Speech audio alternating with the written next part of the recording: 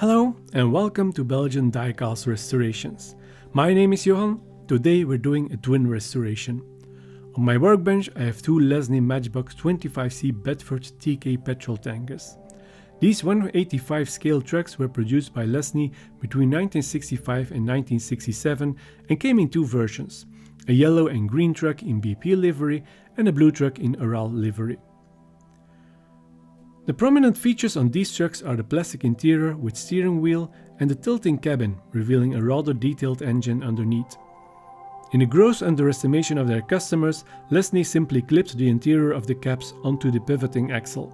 As a result, you'll find these trucks most of the time with their interior missing. The trucks on my workbench are very dirty and playworn. The paint has flaked, the blue truck is without its interior and the yellow truck has a broken wheel. The yellow truck also has a chromed grille, which the blue truck has not. I assume one is older than the other. If you happen to know which model is older, please don't hesitate to tell me in the comments. My plan is to restore these trucks to their factory state. I do plan some slight detailing on the headlights, just to bring a little more life into the cabs. So let's get started and bring these trucks back to their 1965 splendor. First, let's take off the cabins. They are held with one pivot axle. The axle on the Aral truck has plenty of space to grind off.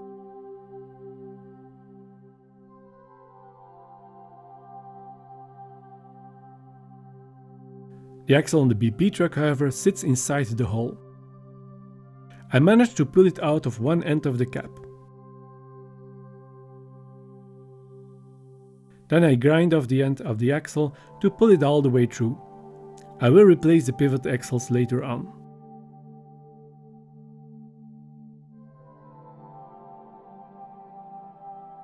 Then I take off the wheels by carefully grinding off the ends of the axles.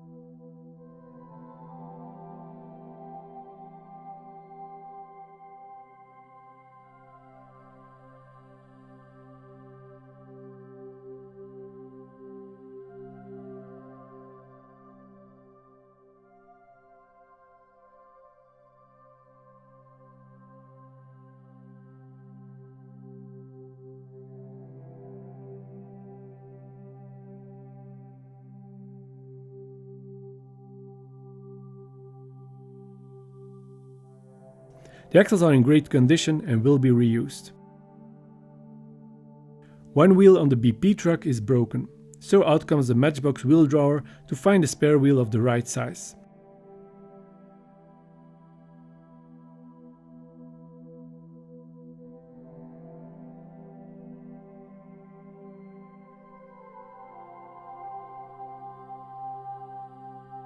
Finally, I remove the tanks by drilling out the one rivet.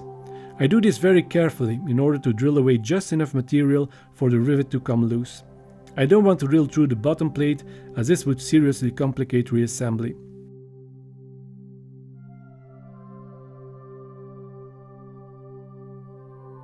The rivet post in the Aral tank is bent. Nevertheless, it fitted perfectly.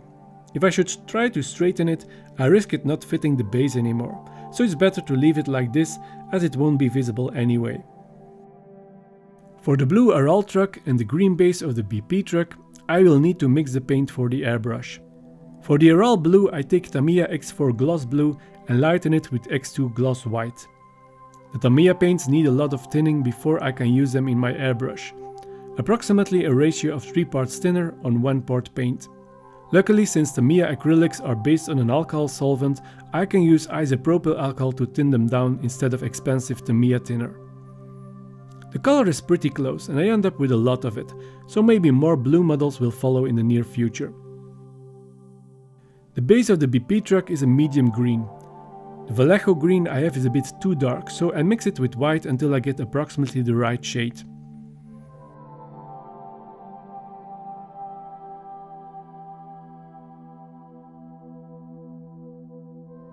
After a lot of trial and error, I'm satisfied.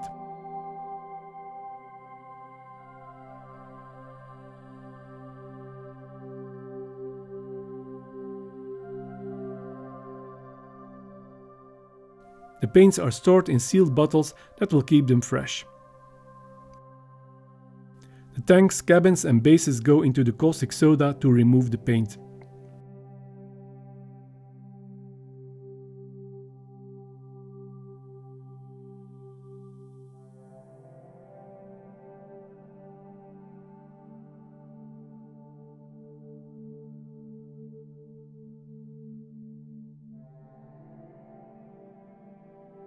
Then the metal parts are polished with the wire brush to remove the last bits of paint.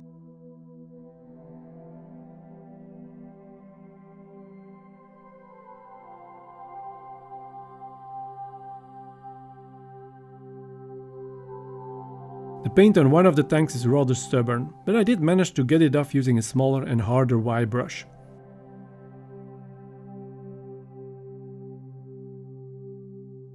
After paint stripping, I notice even the RL tank has markings for the BP decals, but Lesney apparently hid those under a thicker layer of paint. That's why I had difficulties getting all the paint of that tank.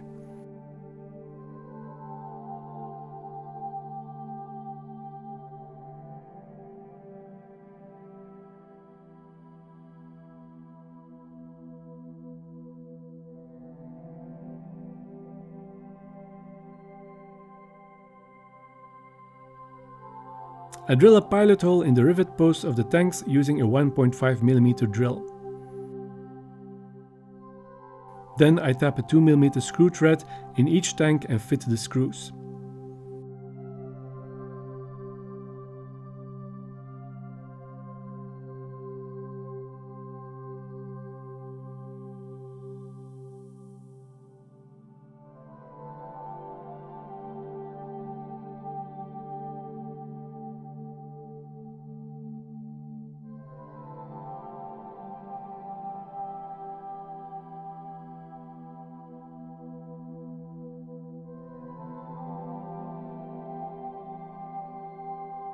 I wipe all the metal parts with isopropyl alcohol to remove any dirt or grease.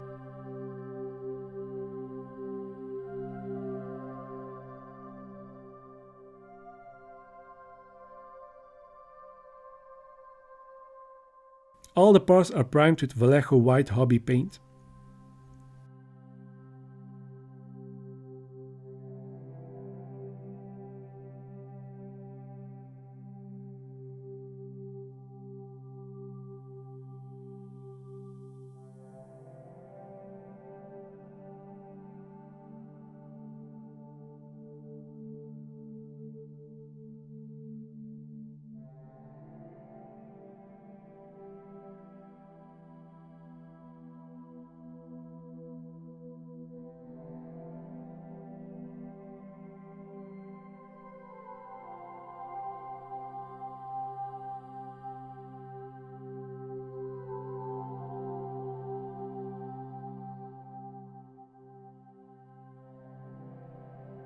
Both tanks are sprayed with Motip high gloss white automotive paint.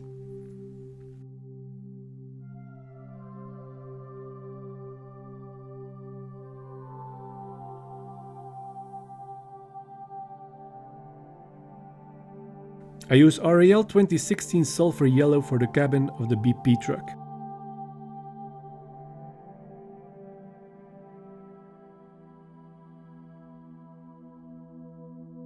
The blue cabin and base are airbrushed with my lightened mix of Tamiya X4 blue.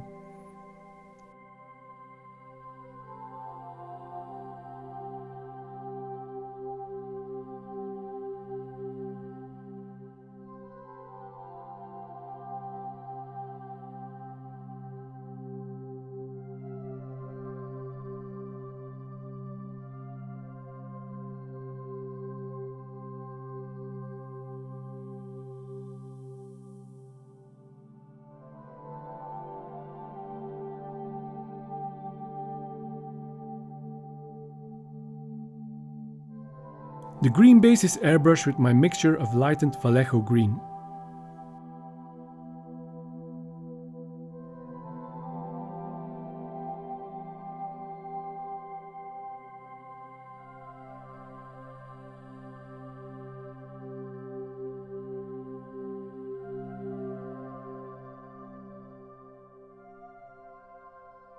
I pick out the headlights with Molotov chrome, but I leave the grills alone as most of the time Bedford TK trucks had their grills and bumpers painted in the color of the cab.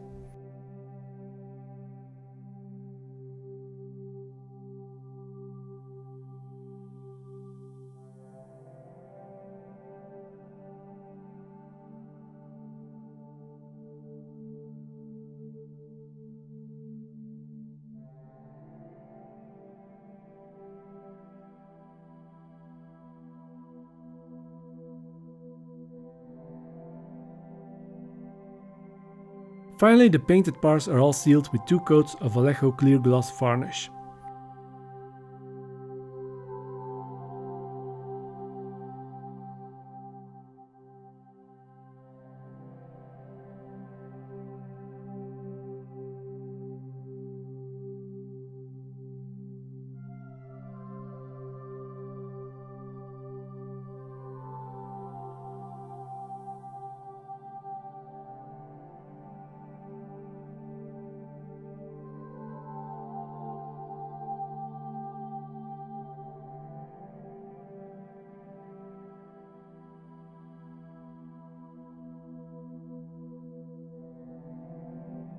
I sourced an interior from another BP truck to make the RAL truck complete again.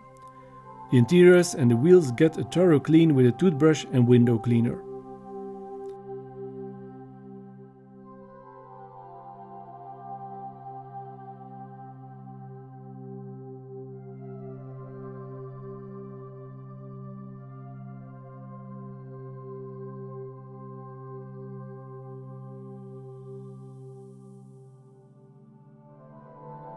After cleaning, one set of wheels looks like new again. This truck apparently was mostly played with indoors on a carpet. The other wheels have met with concrete floors and the wheels get a coat of heavily tinted Tamiya X1 black to give them a new gloss shine.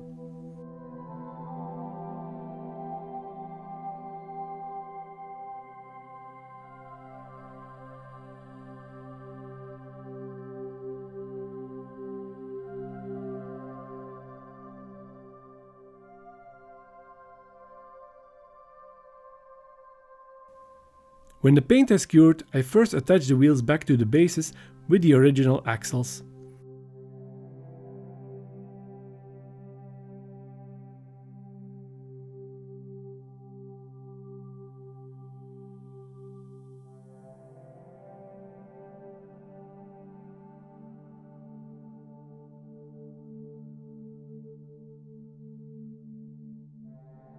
As I keep the axles firmly with a set of pliers, I form a new mushroom head on the axle with my percussion drill. For this I use a modified bolt, in which an indentation has been drilled.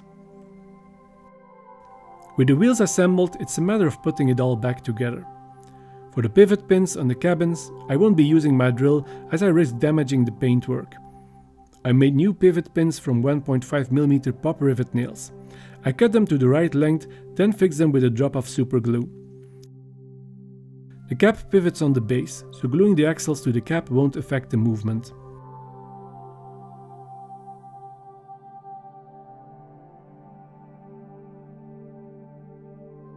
Then the interiors clamp onto the pivot pins.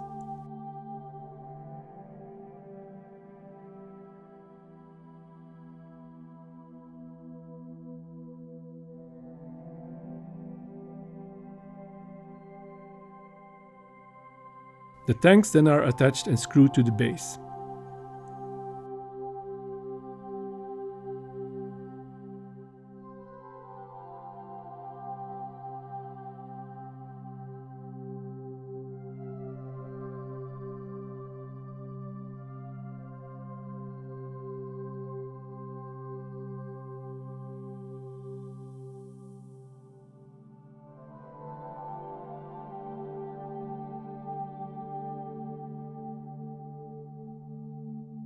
Now that the trucks are looking like new again, I can apply the decals.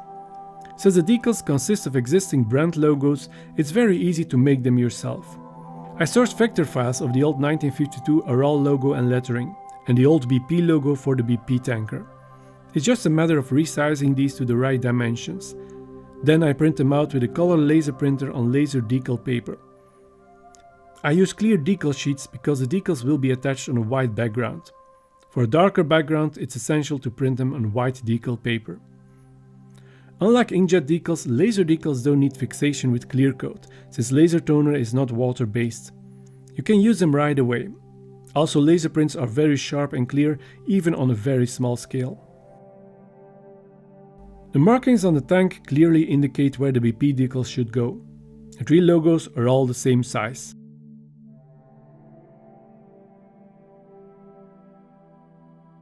As always with decals, it's important to take your time and work slowly. I always print some extra decals on the sheet, in case I mess one up. That's something you can't do if you buy third-party decals.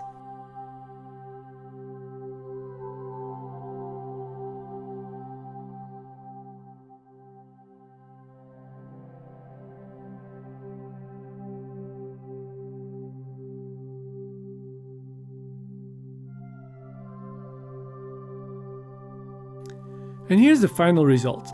2 sparkling Bedford TK tankers with their proper branding, looking factory fresh again. Thanks for watching. If you enjoyed this video, don't forget to subscribe to my channel and tick that notification bell. More restorations are coming up. See you in the next video.